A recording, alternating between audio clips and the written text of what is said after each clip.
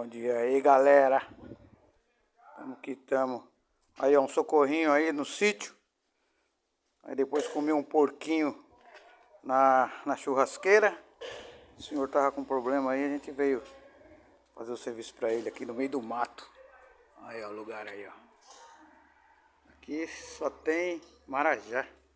Isso aqui é carro de trabalho. Entendeu? Buscar os peão. Fazer os trampos no meio do mato. A gente veio aí, foi solicitado aí pra gente fazer o trampo aí. E vamos que vamos. Parafuso no site, tive que arrancar tudo. Tem que tirar na morsa ali dele ali, ó.